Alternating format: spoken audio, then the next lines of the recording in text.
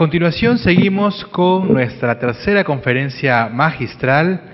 Invitamos al escenario al señor Alexei Julio Estrada y a la señora Janet Tello. Esta sesión la coordinará la doctora Janet Tello. Ella es presidenta de la Sala de Derecho Constitucional y Social Permanente de la Corte Suprema de Justicia de la República de Perú. La doctora Tello es abogada por la Pontificia Universidad Católica, especialista en Derecho con mención en Política Jurisdiccional. Las y lo recibimos con un fuerte aplauso. Adelante. Paso inmediatamente a presentar al doctor Alexei Julio Estrada. Él estudió la licenciatura en Derecho en la Universidad Externado de Colombia, realizó estudios de especialización en Derecho Constitucional y Ciencia Política en el Centro de Estudios Políticos y Constitucionales de Madrid, ciudad donde también obtuvo su doctorado en temas de Derecho Constitucional. Desde el año 2004 hasta el año 2013 fue magistrado auxiliar y encargado en la Corte Constitucional de Colombia, y actualmente se desempeña como director del área legal en la Corte Interamericana de Derechos Humanos y docente e investigador en la Universidad Externado de Colombia, para quien pido un fuerte aplauso antes de su exposición. Muchas gracias. Buenas tardes. En primer lugar, quiero agradecer a los organizadores del cuarto Congreso Latinoamericano Jurídico sobre Derechos Reproductivos por haberme invitado a participar en el evento y por darme esta oportunidad de compartir con ustedes cuáles han sido los principales desarrollos en la jurisprudencia de la Corte Interamericana de Derechos Humanos en relación con estos dos temas que, como ya han expuesto algunos de los anteriores intervinientes, tienen bastantes puntos o nexos en común. En principio, ese va a ser, digamos, el objeto central de mi exposición, la jurisprudencia de la Corte Interamericana y los estándares que ha desarrollado en la materia. En esa medida, el orden que voy a seguir va a ser primero como una introducción sobre el marco normativo que sirve para que digamos, ha sido el fundamento de las decisiones de la Corte Interamericana. Luego, la tipología de casos que ha tenido que abordar sobre estos dos temas, sobre violencia sexual y sobre derechos reproductivos. Y finalmente, digamos, haré como una exposición detallada de los casos que a mi juicio sientan los estándares más importantes y más relevantes en estos temas. Sin más preámbulos, entonces, inicio la exposición. Digamos que el marco normativo en torno a la violencia contra la mujer y los derechos y el derecho a la salud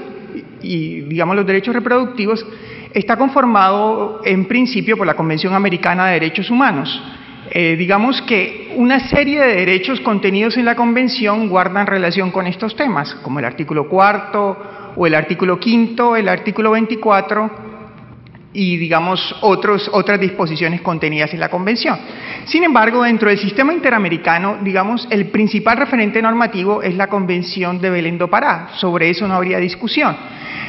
Específicamente porque la Convención de Belén do Pará en su artículo primero establece la definición o una definición bastante amplia de lo que se entiende por violencia contra la mujer. La Convención señala que para efectos de esta Convención debe entenderse por violencia contra la mujer cualquier acción o conducta basada en su género que cause muerte, daño o sufrimiento físico, sexual o psicológico a la mujer, tanto en el ámbito público como en el privado. Digamos que a partir de ese marco normativo, a partir del artículo primero de la Convención de Belén do Pará, la Corte Interamericana ha entendido que este instrumento internacional es relevante para aplicarlo en aquellos casos donde se traten conductas que afecten en general los derechos humanos de la mujer o que causen un impacto desproporcionado en los derechos de la mujer. Digamos que ha habido como dos usos principales de la Convención. Por un lado, la Convención es utilizada como un instrumento que permite interpretar algunos artículos de la Convención y derechos contenidos en la Convención, principalmente, por supuesto, el derecho a la integridad personal de la mujer, la integridad física y la integridad psíquica. Pero adicionalmente, a partir de un momento específico, la Corte entendió que también la Convención de Belém do Pará era un instrumento litigable directamente ante el Sistema Interamericano de Derechos Humanos, es decir, que podía declarar las violaciones y la responsabilidad del Estado por violaciones a la Convención. Algunos estados han entendido o digamos han presentado el alegato de que la Corte Interamericana no tiene digamos esa competencia para aplicar directamente la Convención. Sin embargo, digamos, desde Campo Algodonero, incluso desde casos previos, la Corte ha desarrollado toda una línea argumentativa dirigida a reforzar la idea de que la Convención es un instrumento directamente justiciable ante el sistema interamericano. Primero por el sistema de peticiones y quejas ante la Comisión y luego, digamos, a través de los informes de fondo que la Comisión decida llevarle a la Corte Interamericana en casos concretos. Un intento de sistematización de los casos en los cuales la Corte Interamericana de Derechos Humanos ha abordado problemas relacionados con violencia contra la mujer. Primero, me permitiría hacer como una tipología que va a ser como a grandes líneas y un poco gruesa, y en esa medida va a perder algo de detalle, pero yo he hecho como una agrupación bastante simple. En primer lugar, digamos, un conjunto de casos relacionados con violencia sexual contra la mujer en el marco de conflictos armados. Sería como la primera gran tipología de casos, que englobarían desde el primer caso, que es el caso del penal Miguel Castro Castro, pasarían por los casos por el caso de las masacres de Río Negro, por los casos de Gudiel Álvarez, el caso J y finalmente el caso Espinosa González. En segundo lugar, otro conjunto de casos en los cuales se ha tratado violencia sexual contra la mujer, no en el marco de conflictos armados, pero sí en el marco de lo que la Corte llama violencia institucional, castrense. Es decir, en el marco de ciertas zonas que por distintas razones hay una fuerte presencia militar y que se ocupa, digamos, esa autoridad militar se ocupa de procurar mantener el orden público, digámoslo así, que también a juicio de la Corte ha supuesto en ciertos eventos particular formas de violencia contra la mujer. Finalmente, dentro de esa misma tipología habrían como los casos extremos en los cuales la Corte se ha ocupado de violencia por razones de género y sobre todo de homicidios por razón de género, donde en principio tendríamos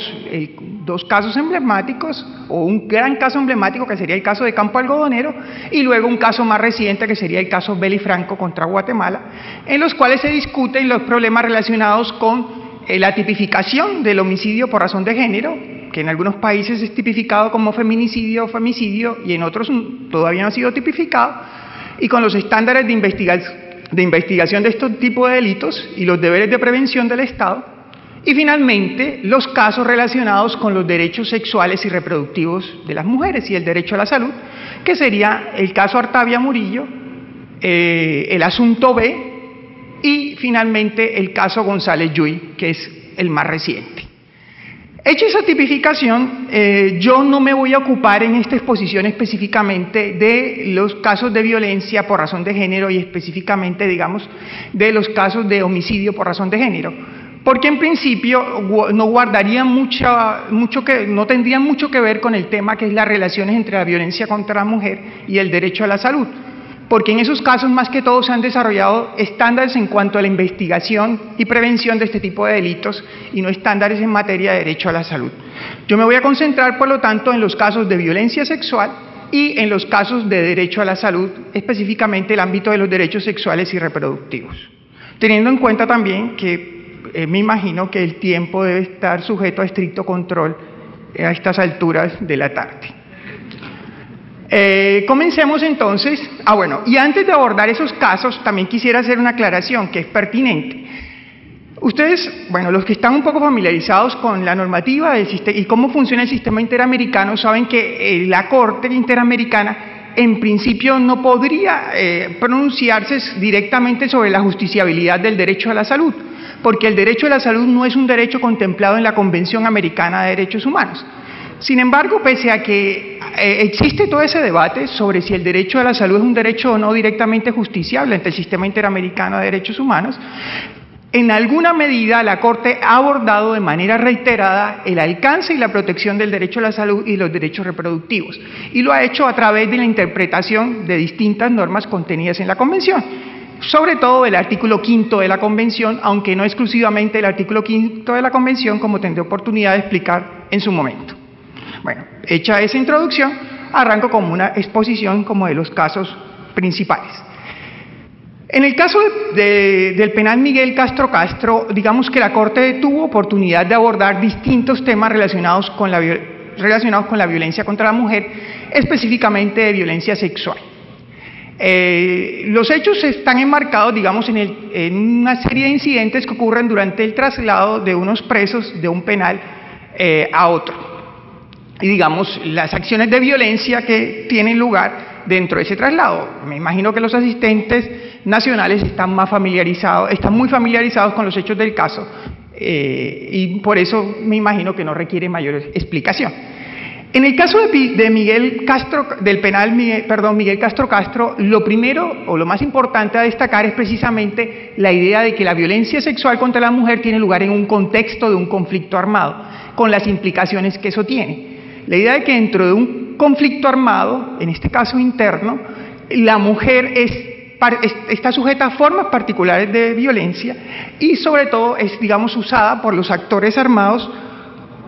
como una arma de guerra. Pues, la famosa expresión de que el cuerpo de las mujeres es un arma de guerra o un campo dentro del cual se sigue desarrollando el conflicto armado interno.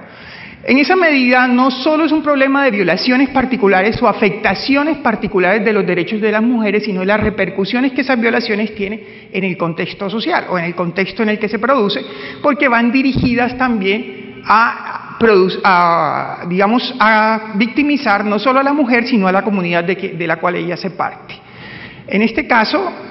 digamos en concreto, la Corte abordó distintas problemáticas.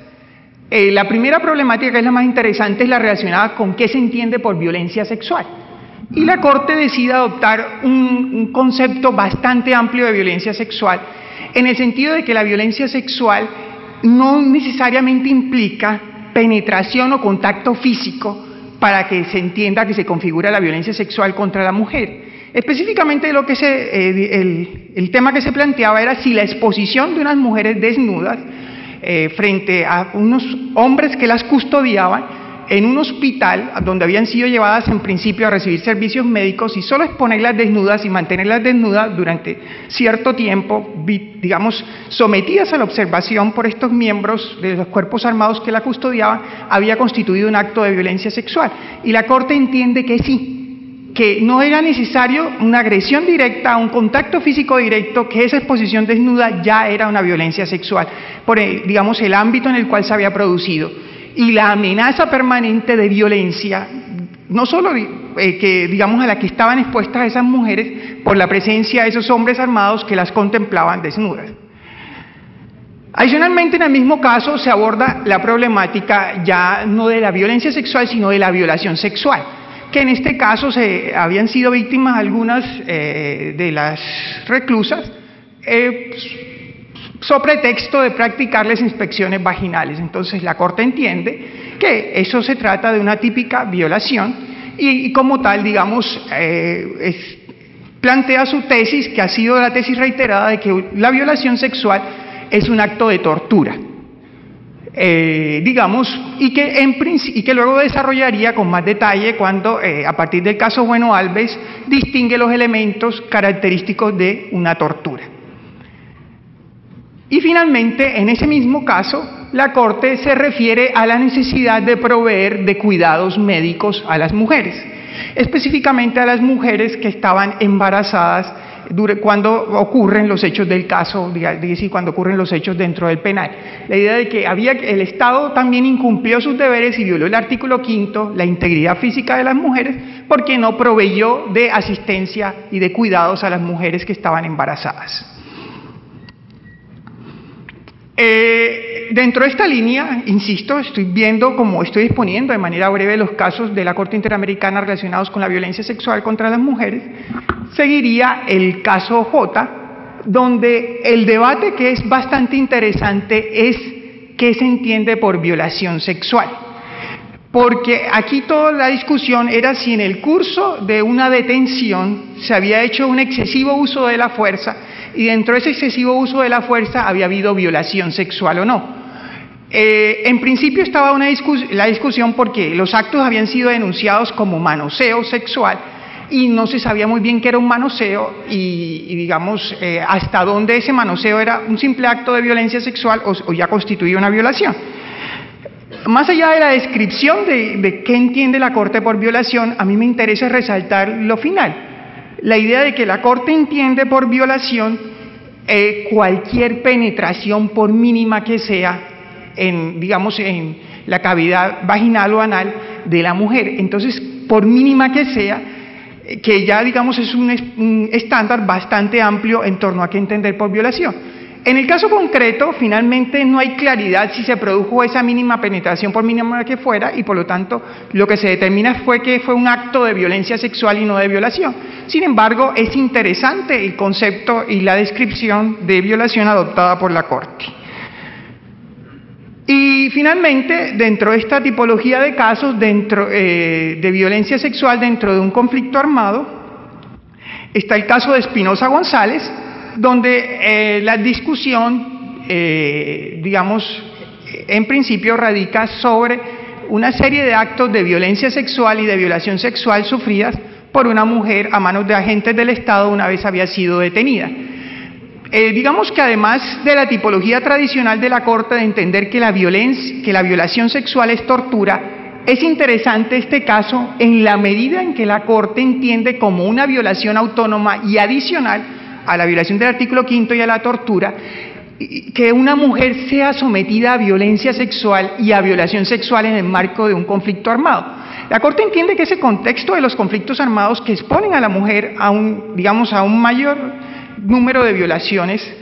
en torno a sus derechos sexuales y a su intimidad, específicamente corresponde a una violación de la Convención entendida como un acto de discriminación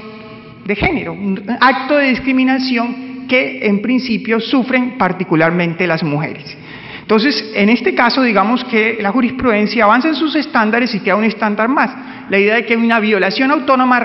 por solo ser víctima de esos tipos de actos. Es decir, no por una violación en concreto, sino en general, por esa situación generalizada de discriminación que implica la violencia contra la mujer en el contexto de este tipo de conflictos. Luego vendrían los casos en los cuales ya la violencia sexual contra las mujeres no se produce en el contexto de un conflicto armado, sino en lo que la Corte ha llamado violencia institucionalizada, en este caso de violencia institucionalizada castrense, que es el caso de, insisto, ciertos actos de violación sexual que se producen en el marco de comunidades fuertemente controladas o con una fuerte presencia del ejército, supuestamente para combatir distinto tipo de delitos que se estaban presentando en esa zona. Serían los casos Rosendo Cantú y Fernández Ortega. Estos casos tienen varios puntos en común. El principal es las víctimas. En este caso se trata de mujeres pertenecientes a comunidades indígenas que habitaban además en zonas muy aisladas. Y la Corte también hace referencia al impacto diferenciado que tienen los actos de violencia sexual y de violación sexual en este tipo, digamos, en mujeres que reúnen esta característica, que pertenecen a comunidades indígenas. Adicionalmente, en estos casos estaba en discusión el tema de cómo se prueba la violación sexual, cuáles deberían ser los estándares probatorios en la materia, porque eran casos en los cuales el Estado había actuado de manera tardía y negligente en torno a la recopilación de evidencias materiales sobre la violación, y la principal prueba era la declaración de las víctimas, declaración que a veces era contradictoria, que a veces no era consistente en ciertos temas, pero la Corte defiende la idea de que en estos casos, en principio, la única prueba no tienen que ser elementos materiales, que la declaración de la víctima tiene un peso específico entre, la prueba de la ocurrencia de este tipo de hechos, y que adicionalmente, los operadores, cuando reciben este tipo de denuncias, deben entender que por las circunstancias mismas en que se produce el hecho pueden haber ciertas inconsistencias, pero lo que tienen que mirar en definitiva es que haya un relato común que se reitera sobre las circunstancias en las cuales ocurre la violación y que además haya otros elementos que permitan deducir la existencia de este tipo de ilícitos. Y en estos casos es donde se retoma con fuerza la idea de la relación entre el derecho a la salud y, digamos, la violencia sexual. Porque la Corte en estos dos casos lo enfoca desde dos perspectivas. La idea de que la falta de atención médica oportuna frente a una denuncia de violencia sexual o de violación sexual es una violación adicional del derecho a la integridad,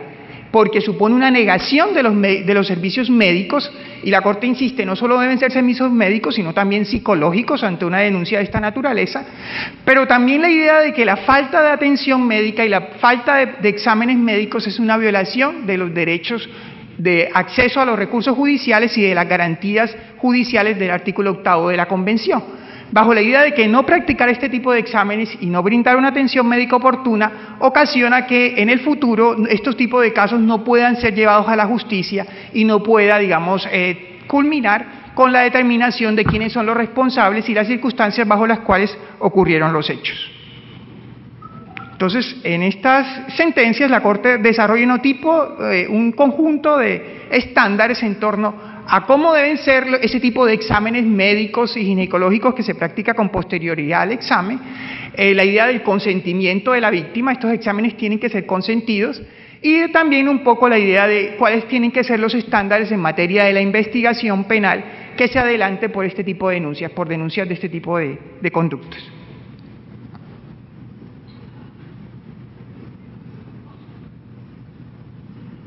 Bueno, en aras de avanzar, pues me voy a enfocar ahora en la otra tipología de casos, que son los casos que se relacionan con el derecho a la salud y los derechos reproductivos de las mujeres en el marco de, digamos, de la jurisprudencia de la Corte Interamericana de Derechos Humanos. Dentro de estos casos, digamos, el caso emblemático, que también es un caso bastante conocido, es el caso sin duda de Artavia Murillo y otras contra Costa Rica.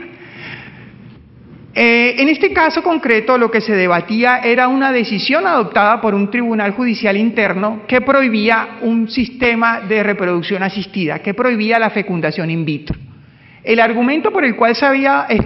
expedido esa decisión de la Sala Constitucional, que declaraba inconstitucional un decreto que regulaba la materia, era la protección del derecho a la vida.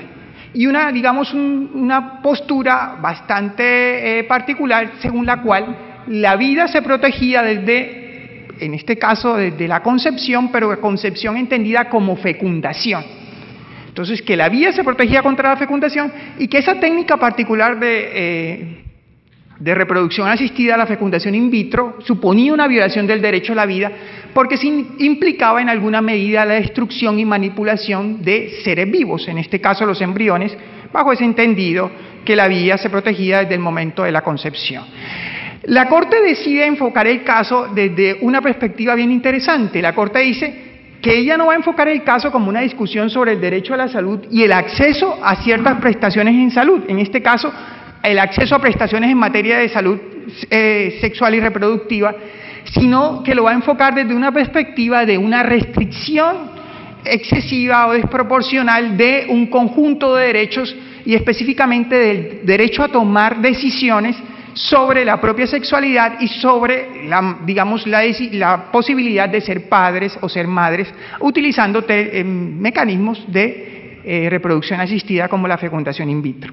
Y eso, insisto, también en parte debido a las dificultades que tiene la justiciabilidad directa del derecho a la salud ante el sistema interamericano de derechos humanos. Desde esa perspectiva, en esta sentencia se hace, digamos, como un abordaje amplio de qué es el derecho a la vida privada, qué es el derecho a la autonomía, en qué consiste la posibilidad de las personas de autodeterminarse y tomar decisiones sobre su propia salud, y que esa faceta, en principio, de tomar decisiones sobre la propia salud y de autodeterminarse y tomar decisiones sobre si se quiere ser padre o no, implica necesariamente el derecho a acceder en prestaciones en salud, O sea que aquí se hace la interrelación o la interconexión entre los derechos civiles y políticos y los derechos económicos, sociales y culturales, bajo el entendido de que derechos típicamente civiles y políticos como el derecho a la vida privada, el derecho a la intimidad y, digamos, el derecho a poder tomar decisiones sobre la propia salud, en definitiva, se relaciona con el acceso a prestaciones en materia de salud, en este caso el acceso a prestaciones que permitiera que las personas pudieran utilizar ese tipo de procedimientos específicos. Digamos que la Corte acoge una definición interesante, amplia de salud, pero también acoge el concepto de la Organización Mundial de la Salud en torno a que la infertilidad es una enfermedad, y a partir de ahí también deriva la idea de que el Estado tiene la obligación de prestar accesos o servicios en salud, porque al tratarse de una enfermedad queda cobijada por el derecho a la integridad personal. Y en definitiva, la Corte también hace una aproximación bastante amplia y detallada sobre el alcance del artículo 4 de la Convención,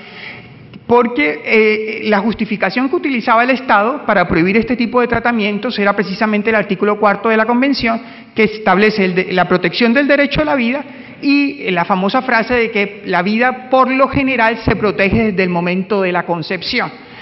Esa era la postura del Estado en este caso, era que la prohibición de la técnica de fecundación in vitro era en definitiva una concretización práctica de esa obligación que tenía de proteger la vida desde el momento de la concepción. Y la Corte rechaza ese argumento desde dos perspectivas, desde la idea de que la fecundación no es lo mismo que la concepción, y por otro lado desde la idea de que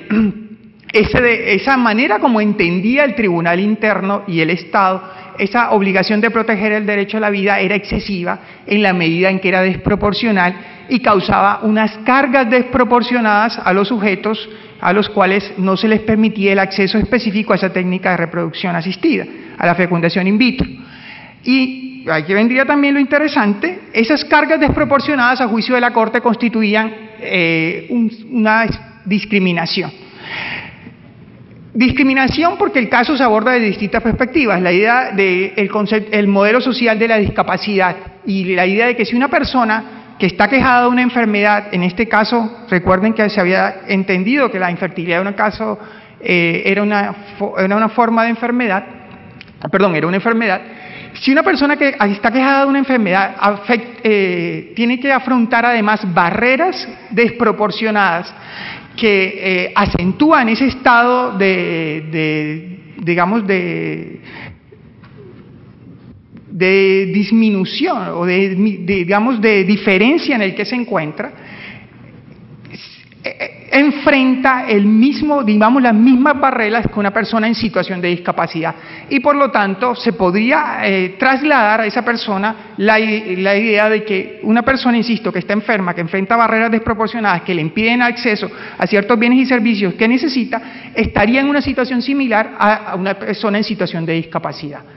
Entonces, la Corte entiende que en este caso la barrera consistía en la prohibición total de este tipo de tratamientos de reproducción asistida, y que en esa medida la decisión del Estado había colocado a esas personas en una situación similar a la de las personas en situación de discapacidad. Adicionalmente, la Corte entiende que la prohibición total de la fecundación in vitro genera además es discriminatoria, porque implica también o tiene otras facetas de discriminación relevantes al caso: la discriminación por razón de género, aunque se entiende que en todo caso la decisión de ser padres o madres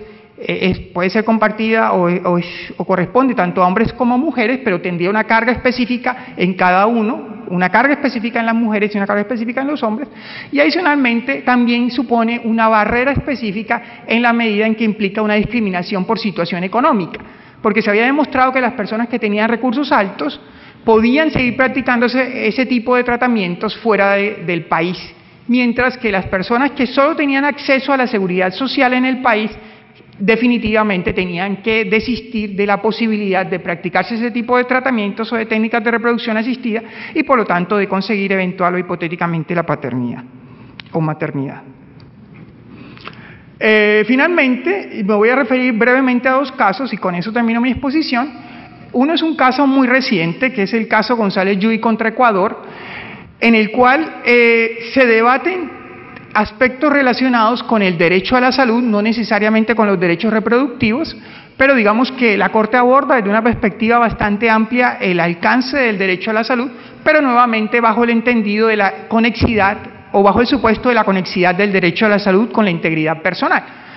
Los hechos del caso son bastante impactantes. Se trata de una niña que es inoculada o a la cual se le inocula el virus del VIH por una transfusión de sangre contaminada, que se hace, digamos, por una omisión del Estado de su deber de vigilancia y control sobre las instituciones, sobre los bancos de sangre, y a partir de de que la niña resulta VIH positiva, sufre una serie de discriminaciones a lo largo de su vida. En principio es expulsada de la escuela, tiene muchas dificultades para acceder al sistema educativo y además, digamos, tiene problemas relacionados con el tratamiento y el acceso a medicamentos y exámenes relacionados con su enfermedad. La Corte, por un lado, desarrolla fuertemente cuál es el alcance de las obligaciones estatales en materia de supervisión y fiscalización de cierto tipo de entidades prestadoras de servicios de salud, en este caso de los bancos de sangre, y adicionalmente hace como un examen de cuál ha sido cuáles son los programas y, digamos, la atención particular que le ha brindado el Estado a esta menor en relación con el acceso a medicamentos antirretrovirales, la práctica de exámenes y la calidad del tratamiento médico que recibe y que ha recibido a lo largo de su enfermedad. Y por último, analiza los problemas específicos de discriminación que ha recibido la menor y entiende que es una discriminación que enfrenta o que tiene lugar en distintas facetas, como niña, como mujer y como portadora de VIH y por supuesto como por su situación de pobreza, porque se trataba de una familia bastante pobre o que estaba en una situación de pobreza. En esa medida la Corte entiende que esa acumulación de factores potencia la discriminación y le da un aspecto particular que debe ser considerado, digamos, al momento de tomar la decisión. Y finalmente, ya con esto termino mi exposición, el asunto B. El asunto B no es un caso, a diferencia de los casos anteriores que expuse, no es un caso contencioso, no es un caso en el cual se debata la responsabilidad de un Estado por la supuesta o la alegada violación de derechos humanos, sino es un caso de medidas provisionales.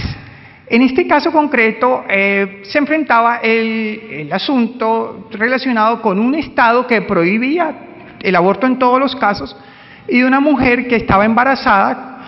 una mujer enferma con un embarazo de alto riesgo donde además se había comprobado que el feto era anencefálico. En esa medida la discusión era si esta mujer podía o no interrumpir el embarazo, porque las autoridades nacionales aplicaban a rajatabla la prohibición total del aborto e incluso un amparo que se había interpuesto en aras de proteger el derecho a la salud había terminado como en un punto muerto, porque lo que se había dicho es, le tienen que seguir prestando los servicios de salud de manera interrumpida y nada más. Es decir, la señora estaba internada en un hospital y en principio condenada a tener que llevar a término su embarazo porque, insisto, había una interpretación muy fuerte de la regla de prohibición total del embarazo y ni siquiera se aplicaba excepción cuando estuviera en riesgo la salud de la madre. La prohibición total del aborto, perdón. La Corte en este caso no aborda directamente la discusión sobre la autonomía y el derecho a poner fin o no al embarazo y las posibilidades de excepciones y las posibles excepciones a la protección del derecho a la vida del que trata el artículo 4 de la Convención, sino que resuelve el caso de una manera bastante simple. Esta señora está en una situación de extrema gravedad y urgencia que obliguen a tomar medidas provisionales y obliguen a recomendar que efectivamente se le haga caso a los médicos y se ponga fin al embarazo, y concluye que sí, que la situación de la señora es de extrema gravedad y urgencia, están en riesgo sus derechos a la vida y su derecho a la integridad personal y por lo tanto ordena al Estado que adopte medidas provisionales que en este caso son muy concretas. Hágale caso a los médicos que ya han recomendado que se debe interrumpir el embarazo.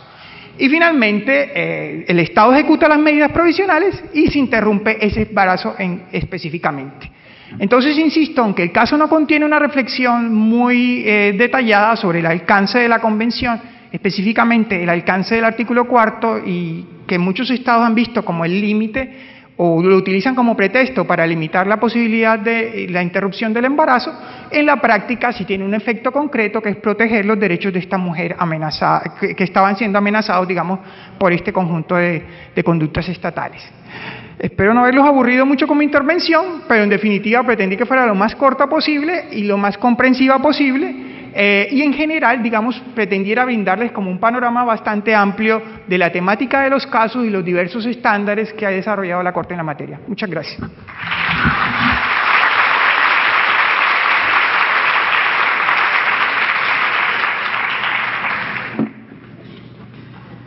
Me voy a permitir hacer 2 bloques de preguntas, porque son muchas y vamos a tratar de resumirlas. El primer grupo tiene que ver con el tema de violencia sexual y cómo la Corte ha incidido en los estados a través de recomendaciones, a través de la petición de realización de protocolos, si es que hay esa dirección que imprime la Corte tanto en sus sentencias como en algún otro tipo de mecanismo. Y que esto, además, dentro del protocolo pudiera incluir la forma de realización de pruebas médicas, y como alguna de las participantes ha puesto, como si fuese un kit de violación para enfrentar la violencia sexual.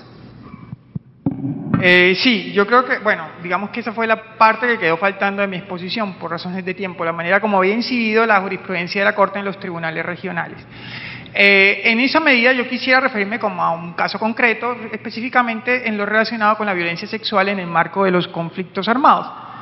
Ustedes saben que, digamos, un país que tiene un conflicto armado de vieja data es Colombia, y particularmente la jurisprudencia colombiana, la jurisprudencia del Tribunal Constitucional colombiano, ha acogido la tesis de la Corte del particular impacto que tiene la violencia, todos los tipos de violencia contra la mujer en el marco de conflictos armados, y específicamente la violencia sexual. Y a esa luz, la Corte también ha señalado un estándar claro o ha recogido también en su jurisprudencia un estándar claro de la Corte Interamericana de Derechos Humanos, que es la idea, que tal vez dejé inconclusa en mi exposición, de la necesidad de una atención en salud diferenciada para las mujeres que han sido víctimas de esta violencia sexual. Una atención en salud diferenciada que no solo se limita, digamos, a la salud física, sino también la idea del impacto psicosocial que causan, digamos, las experiencias vividas por esta mujer, y que necesariamente debe ser atendida y reparada. Es decir, no solo salud física, sino también salud psíquica y psicológica. Y adicionalmente la idea de los servicios médicos de emergencia que se deben presentar luego de episodios concretos de violencia sexual o de violación sexual, que implica el acceso a medicamentos contraceptivos. Ese estándar ya está en la jurisprudencia de la Corte Interamericana de Derechos Humanos y, digamos, lo ha recogido también la jurisprudencia interna colombiana.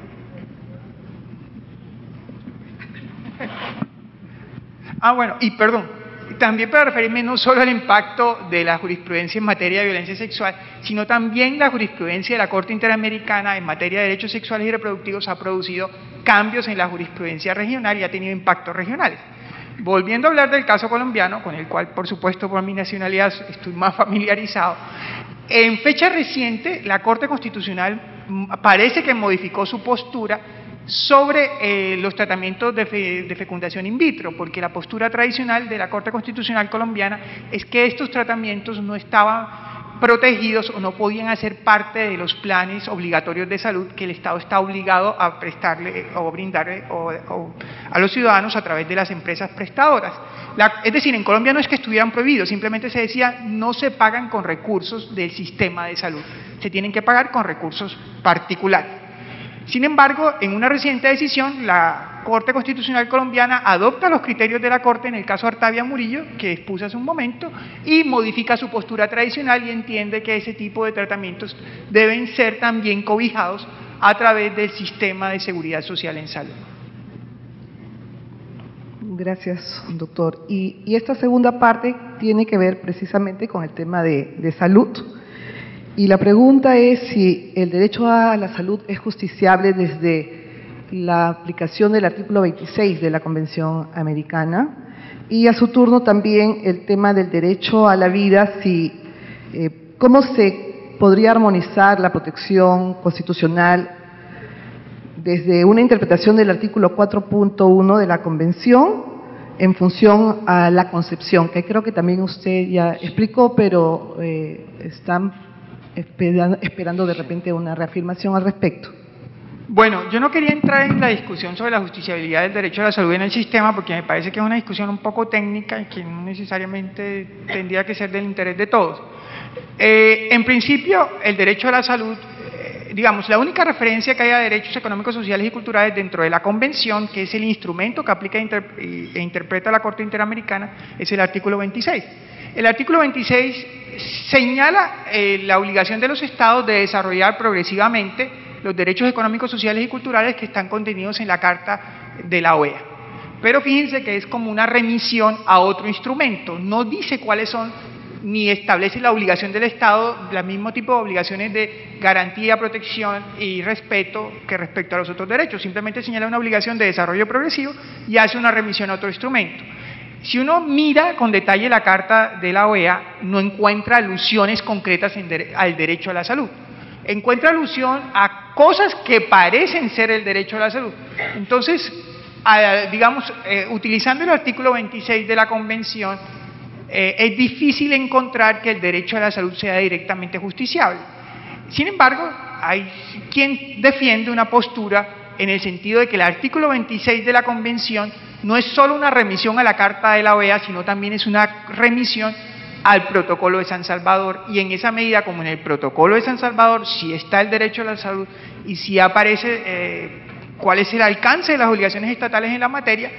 a través de esa remisión del artículo 26 uno podría utilizar el Protocolo de San Salvador para justificar la justiciabilidad directa del derecho a la salud en el marco del sistema. Perdón si me extiendo, pero es un asunto bastante técnico que me obliga a hacer toda esta exposición. Sin embargo, eso tendría un pero, esa postura tendría un pero difícil de superar, y es que el Protocolo de San Salvador dice que no es justiciable, salvo en materia del derecho a la educación y el derecho a la asociación sindical. Entonces, si el mismo Protocolo de San Salvador dice que el derecho a la salud no es justiciable ante el sistema, yo no vería muchas dificultades interpretativas para, pese a ese no, que dice tan claramente el protocolo, decir no, con la remisión que hace el artículo 26, yo sí puedo incorporar el protocolo y hacerlo justiciable ante la Corte Interamericana. Y finalmente su pregunta en relación con el alcance del artículo 4 y la idea de que la vida se protege por lo general desde la concepción. Insisto, en el caso Artavia Murillo se hace un desarrollo bien interesante, tanto de qué debe entenderse por concepción como de la expresión por lo general. Y al acudir a los trabajos preparatorios de la Convención, como digamos como una herramienta interpretativa de ese artículo 4, se llega a una interesante conclusión, que es al momento en que se redacta el artículo 4, la idea de por lo general era una tesis defendida por algunos estados en los cuales estaba permitido el aborto, sobre todo el aborto terapéutico, que no querían que se cerrara del todo la posibilidad de practicar ese tipo de intervenciones, y que en esa medida esa expresión de que la concepción se protege por lo general desde la concepción no debe entenderse o no es el fundamento, o a mi juicio se podía desarrollar en la idea de que no es el fundamento, no puede servir de fundamento una prohibición total de cierto tipo de intervenciones bajo cierta perspectiva de casos.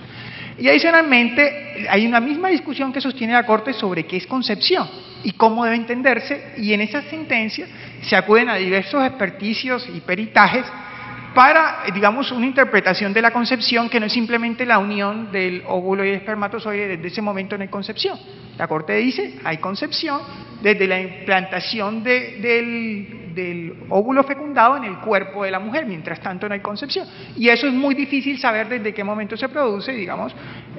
o aún si se pueda saber por razones médicas, digamos, tampoco la Corte avanza a que desde ese momento que se produzca la concepción y se produzca esa implantación,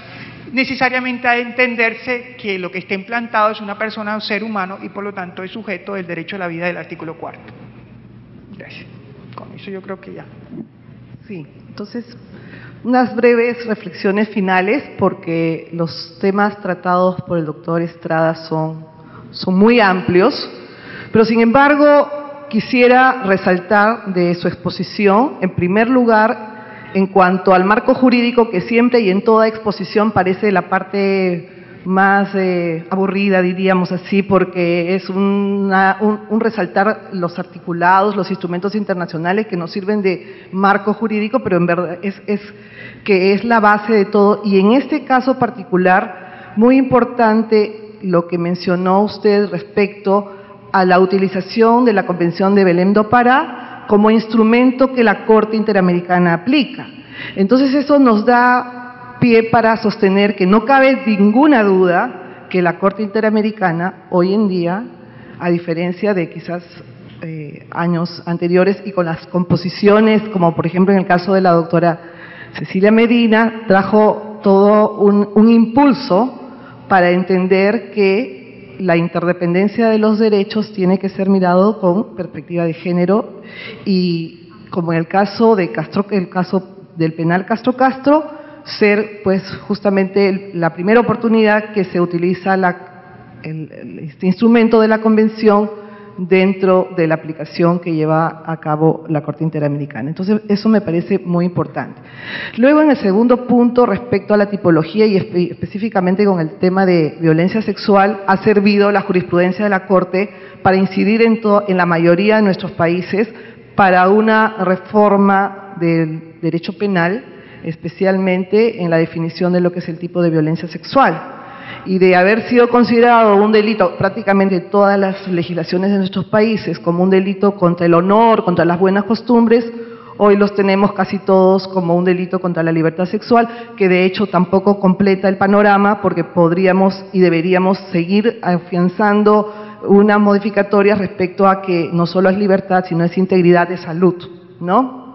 Y finalmente también derecho a la vida misma sin violencia. Pero de alguna manera esto ha sido recogido por nuestras legislaciones. No decimos que sea pacífico ya, porque va de la mano con la interpretación que se hace de estas normas a nivel de la jurisprudencia, y siempre tenemos algo que seguir reafirmando, como por ejemplo el tema del patrón de violencia, que no es necesario especificar en cada realidad cuando ya se vienen presentando estos temas, como el tema de Ciudad Juárez o el tema de las comunidades en las que precisamente producto de la violencia institucionalizada no teníamos por qué exigir mayores pruebas de lo que estaba prácticamente frente a los ojos. Y el último punto que es tan interesante, que de hecho en 2 o 3 minutos con los que ya acabamos esta parte no se puede abordar, pero el tema de la necesidad de que el derecho a la salud sea un tema constitucionalizado desde el punto de los derechos fundamentales, porque creo que en todas las constituciones, salvo el de Bolivia, si no me equivoco, tenemos dentro de los derechos económicos, sociales y culturales, y por lo tanto sujetos a los recursos y sujetos a la progresividad. Mientras que la Corte nos está diciendo ya que hay una interdependencia con el derecho a la vida, con el derecho a la integridad, y por eso es que lo trabaja desde el artículo 5º de la Convención, pero tenemos que reforzar esto, porque a su turno el Pacto de Derechos Económicos, Sociales y Culturales también nos habla del derecho al disfrute de la salud al más alto nivel, al nivel máximo, que nos permita un estado de bienestar. Y este estado de bienestar, por lo tanto, tiene que ver con ese derecho del padre y madre, o del hombre y la mujer a ser padre y madre, sea biológicos o genéticos. Y por lo tanto, este concepto de la salud como ausencia de enfermedad, aunque la Corte dice que la infertilidad es un tema de enfermedad,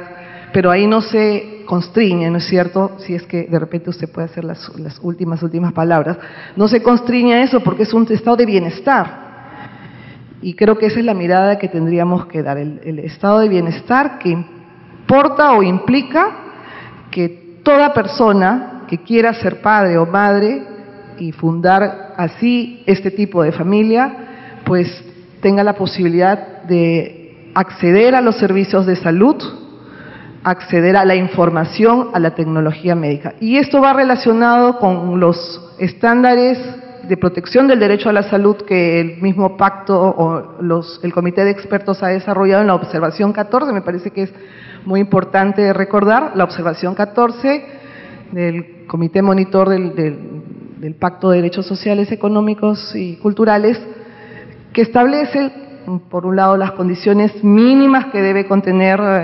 el derecho a la salud para que se entienda como realmente cumplido, y por el otro lado el tema de los estándares que van desde la disponibilidad, que en este caso sería no solamente los que tienen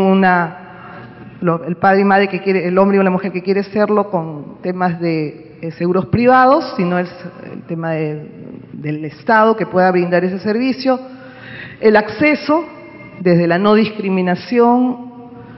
desde el tema de la posibilidad que exista esta información de la tecnología, luego el tema de aceptabilidad, desde algo muy importante, los requisitos o la sensibilidad frente a los requisitos de género, y bueno, el tema de la ética del médico, que entendemos que también debe estar presente para efectos de llevar a cabo este tipo de procedimientos. Bueno, analizar entonces la salud reproductiva bajo estos estándares de protección y que vienen siendo desarrollados ya por la Corte Interamericana, de manera que todos y todas podamos trabajar esto en nuestras realidades, porque definitivamente si algo todavía no está resuelto en nuestros países es el tema de la reproducción asistida, de la fertilidad in vitro y de estas nuevos retos que se presentan desde la ciencia médica en el mundo jurídico.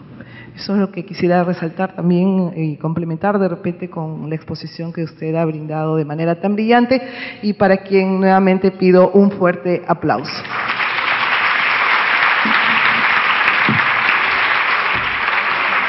Muchas gracias.